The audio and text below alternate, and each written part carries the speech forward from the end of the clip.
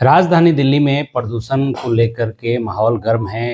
जो विधानसभा सत्र चल रहा है, इसमें आम आदमी पार्टी के द्वारा काफ़ी प्रोटेस्ट किया गया है उनके विधायकों के द्वारा। अभी हमारे साथ कांग्रेस के नेता हैं, उनसे बात करेंगे कि जो प्रदूषण हुआ है दिल्ली में, काफ़ी भयावह स्थिति देखने को मिली है। इस पर इनका क्या कहेंगे अभिषेक जी? जो स्थिति दिल्ली में आपने देखा है, उस पर क्या कहेंगे प्रदूषण को लेकर के? देखिए, बड़ी शर्म आती है आज की दिल्ली की हालत देख के कि हमारी दिल्ली जो माननीय स्वर्गीय शीला दीक्षित जी के समय हरी भरी दिल्ली जिसे कहा जाता था, जो पूरे देश की नहीं पूरे विश्व की मोस्ट ग्रीनेस्ट कैपिटल जिसे कहा जाता था, आज वो प्रदूषण की वजह से लोग उसमें परेशान हैं। और भारतीय जनता पार्टी, क्योंकि दिल्ली के अंदर कंप्लीट स्टेटहुड नहीं है, नगर निगम में 24 साल से है, केंद्र में 11 साल से है और दिल्ली सरकार में 8 महीने से है। परंतु उस समय भी जब अरविंद केजरीवाल जी दिल्ली में काम नहीं कर रहे थे, उस समय केजरीवाल जी के ऊपर भारतीय जनता पार्टी के एलजी बैठे थे। इन्होंने कभी भी दिल्ली के प्रदूषण के लिए काम नहीं करा। और आज दिल्ली में भले ही वो हमारे छोटे बच्चे हों, हमारी गर्भवती महिलाएं हों, हमारे एस्थमेटिक लोग हों, सबके सब लोग एयर पोल्यूशन से परेशान है, परंतु ये सरकार कुछ भी नहीं कर रही। और ये लोग जो प्रदर्शन कर रहे हैं आम आदमी पार्टी वाले, क्या ये विपक्ष के रूप में सही से देखिए, केजरीवाल जी को, अतिशी जी को और जो उनके अध्यक्ष हैं सौरभ भारद्वाज जी को तो कोई इनको तो बोल ही नहीं सकते। 11 साल इनकी नाकामियत की वजह से आज ये हालत हुई है। जितनी हिस्सेदारी भारतीय जनता पार्टी की है, उतनी हिस्सेदारी इसमें केजरीवाल जी की है, क्योंकि ये सब मिलकर दिल्ली का, इन्होंने सबने साथ मिलकर दिल्ली का सत्यानाश करा। तो किस किस मुंह से ये लोग बैठते, मुझे समझ नहीं आती। जब इनके पास सत्ता थी तब तो ये कुछ करते नहीं थे, तब तो कहते थे कि पंजाब के किसानों की वजह से दिल्ली में एयर प्रदूषण हो रहा है।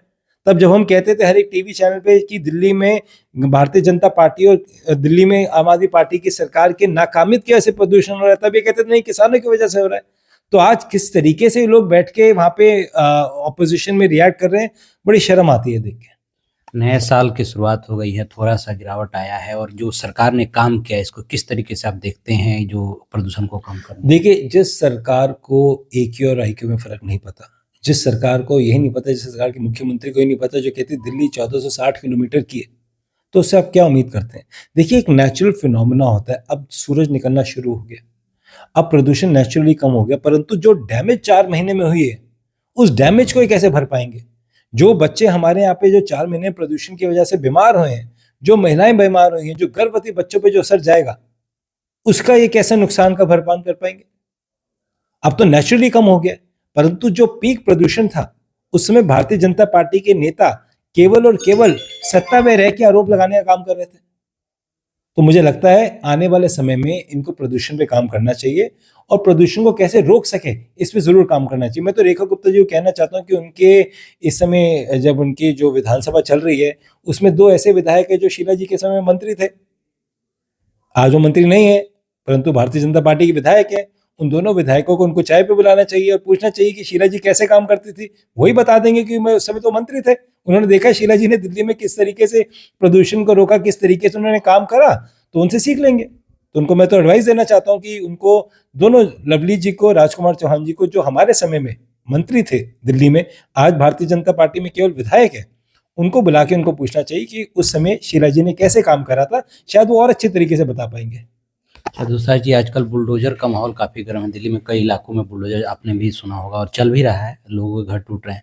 तो ये क्या लगता है कि जो आम आदमी पार्टी, उसका यही कहना है कि भाजपा आती है तो तोड़ती है, तो इस सब में क्या कहेंगे आप? कांग्रेस देखिए, बुलडोजर नफरत का प्रतीक है और भारतीय जनता पार्टी नफरत की राजनीति करती है। तो राहुल जी ने कहा था कि मैं नफरत की दुकान में प्यार फैलाने आया हूँ। कांग्रेस ने इन लोगों को बसाया, कांग्रेस ने झुग्गियों को बसाया, कांग्रेस ने रीसेटलमेंट कॉलोनी को बसाया। जो काम 70 साल में कांग्रेस को बसाने में कांग्रेस ने करा, उन्होंने मात्र 10 साल में उजाड़ने में करा। केजरीवाल जी जब दिल्ली में थे तब भी बुलडोजर आता था, उनकी खुद की विधानसभा में आता था। जो घर उस समय शीला जी ने बनाए थे, इन सब झुग्गी झोपड़ी वालों के, उन्होंने किसी को घर नहीं दिया। वो घर पड़े पड़े खंडर हो गए, उन्होंने कुछ काम नहीं करा। और भारतीय जनता पार्टी तो है ही गरीब विरोधी, वो तो बड़े बड़े उद्योगपतियों के लिए काम करती है। तो भारतीय जनता पार्टी जहाँ जहाँ आती है वहाँ बुलडोजर नफरत फैलती रहती है। अच्छा, आप लोग अब किस तरीके से इन सब बातों को, जो समस्याएं आप बता रहे हैं, जनता तक कैसे पहुंचा रहे हैं, और किस तरीके से कांग्रेस पार्टी का संगठनात्मक विस्तार आप लोग कर रहे हैं, ताकि आने वाले दिनों में कांग्रेस के पक्ष में माहौल बने और जनता का भरोसा एक बार फिर से कांग्रेस पर आए? देखिए, इसमें मैं साफ तरीके से कहना चाहता हूँ कि हर एक कांग्रेसी को दिल्ली के अंदर बाहर निकल कर मेहनत करनी चाहिए। मुद्दों को उठाना चाहिए, लोगों के बीच में जाना चाहिए। और प्रदेश के स्तर पे भी हमारे प्रदेश अध्यक्ष इसी स्तर पे काम कर रहे हैं कि मिलकर हम सब काम करें।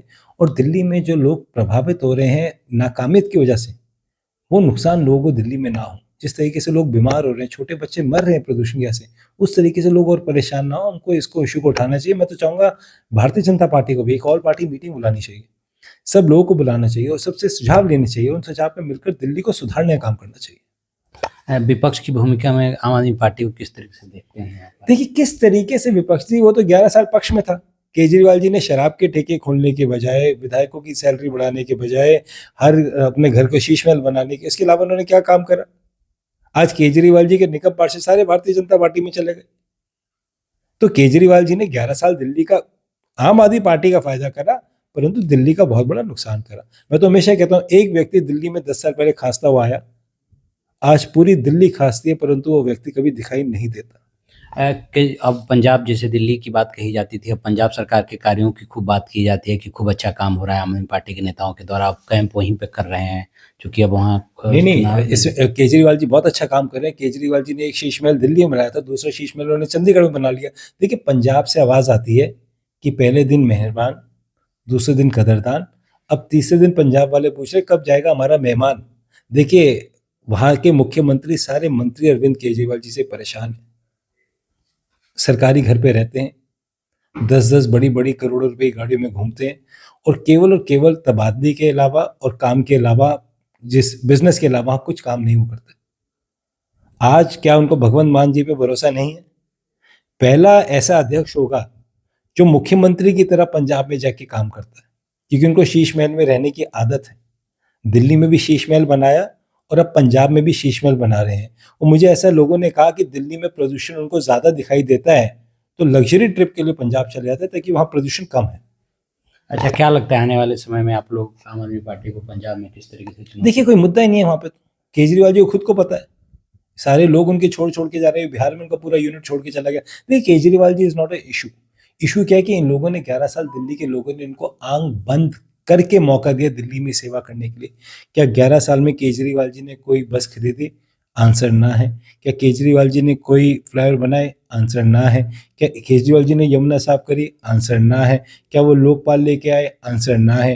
क्या केजरीवाल जी ने हर गली शराब के ठेके खोले? आंसर हाँ है। क्या केजरीवाल जी ने मंदिर, गुरुद्वारा, मस्जिद, स्कूल के आसपास रिहायशी इलाके में शराब के ठेके खोले? आंसर हाँ है। क्या केजरीवाल जी ने विधायकों की तनख्वाह बढ़ाई? आंसर हाँ है। क्या केजरीवाल जी ने शीश महल बनाया? आंसर हाँ है।